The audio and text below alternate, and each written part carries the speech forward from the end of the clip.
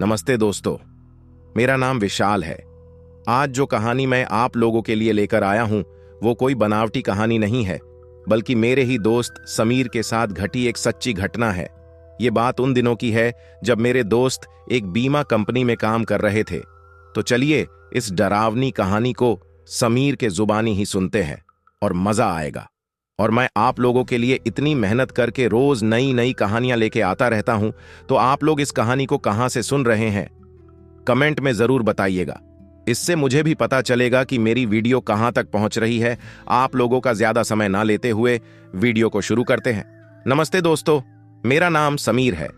आज से लगभग 10 साल पहले मैं एक बीमा कंपनी में काम करता था। चूंकि मेरी कंपनी मुझे रोज नए नए ग्राहकों से मिलने के लिए दूर दूर तक भेजा करती थी, जिसके कारण मैं अपना घर एक जगह नहीं रख सकता था। इस बार मुझे नेपाल के छोटे से पहाड़ी इलाके में जाना था, करीब 1 महीनों के लिए। इसीलिए इस बार मैंने अपनी पत्नी को भी साथ ले लिया। परिवार में सिर्फ मैं और मेरी पत्नी ही रहती थी।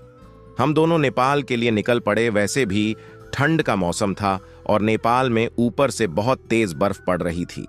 हम लोग नेपाल पहुंच तो गए, लेकिन यहां तक पहुंचने के लिए हम लोगों को बहुत संघर्ष करना पड़ा, क्योंकि घर छोटे से गांव में एक पहाड़ी इलाके में था, जिसकी वजह से हम दोनों बहुत थक चुके थे।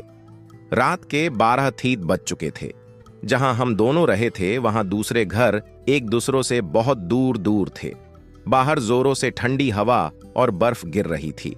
हम दोनों अपने रजाई में दुबक कर आराम ही कर रहे थे कि अचानक ऐसा लगा कि किसी ने घर का दरवाजा खटखटाया है।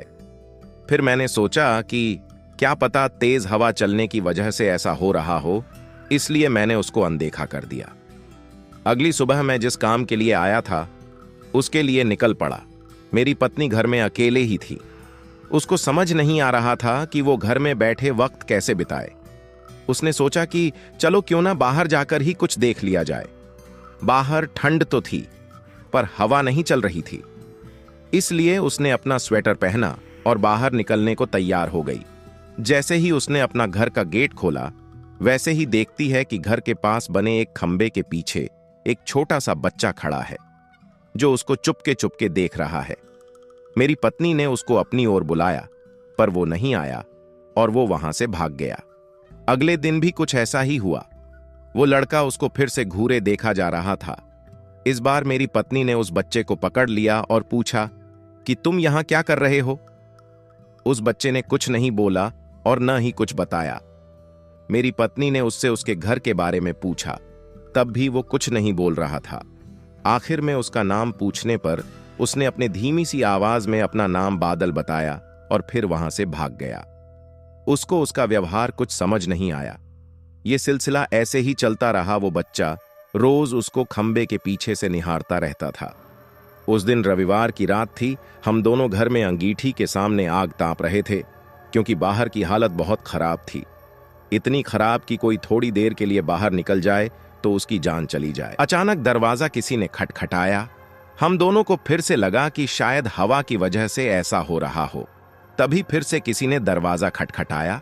इस बार खटखटाने की आवाज साफ आ रही थी। ये आवाज सुनकर हम दोनों डर गए, क्योंकि इतनी रात को वो भी जान ले लेने वाली ठंड में आखिर कौन हो सकता है। हम दोनों केवल एक दूसरे का मुंह देख रहे थे। अचानक दरवाजे के बाहर से धीरे धीरे रोने की आवाज आने लगी। तभी मैंने जोर से आवाज में बोला, कौन है बाहर। कुछ देर तक आवाज तो नहीं आई, पर बाद में एक धीमी सी आवाज आई, दरवाजा खोलो, कृपया करके दरवाजा खोलो, बहुत ठंड है। ये आवाज किसी छोटे से बच्चे की थी। तभी मेरी पत्नी को ये आवाज जानी पहचानी लगी। उसने कहा कि ये तो वही बच्चे की आवाज लगती है जो रोज घर के बाहर खड़ा रहता था। मेरी पत्नी ने कहा कि हमें उसे अंदर लाना चाहिए। वो भागते हुए अभी दरवाजे के पास जा ही रही थी कि अचानक घर के फोन की घंटी बजी। फोन एक पड़ोस में रहने वाली औरत का था, जिससे आज ही मेरी पत्नी मिलकर आई थी। मेरी पत्नी ने फोन उठाया। वहां से उस औरत की आवाज आई, हेलो जी, मैं आपको बताना भूल गई थी कि अगर आपके घर के बाहर कोई भी दरवाजा खटखटाए तो उसको मत खोलना। तभी मेरी पत्नी ने कहा कि अभी मेरे घर के बाहर एक बच्चे की आवाज आ रही है जो दरवाजा खोलने को कह रहा है। तभी उस औरत ने कहा कि नहीं, आप बिल्कुल मत खोलना, वो असल में एक आत्मा है। यहाँ जब जब तेज आंधी और ठंड पड़ती है वो तब तब सबके घर के बाहर जाता है और दरवाजा खोलने को कहता है। वो ठंड का बहाना बनाता है और दरवाजा खुलवाने की कोशिश करता है। अगर कोई गलती से भी दरवाजा खोल देता है तो वो अगले दिन बर्फ में दबा हुआ मिलता है। ये सुनते ही जैसे हम दोनों के पैरों से जमीन ही खिसक गई। हम दोनों सोचने लगी कि जो बाहर दरवाजा खटखटा रहा है वो असल में एक आत्मा है। अच्छा हुआ जो सही समय पर फोन आ गया, नहीं तो आज क्या हो गया रहता। अगले दिन ही हम दोनों भागकर पड़ोसी के पास गए और पूरे मामले के बारे में पूछा। उस औरत ने बताया कि इस गांव में एक परिवार रहता था। पहाड़ टूटने की वजह से उस परिवार का विनाश हो गया, बस एक बच्चा बच गया। वो दूसरों के घर जा जाकर खाना मांगता। एक दिन बहुत जोरों से बर्फ की आंधी पड़ रही थी। वो दूसरों के घर के बाहर दरवाजा खटखटाकर घर के अंदर आने को गुहार लगा रहा था, पर किसी ने भी उसकी गुहार नहीं सुनी।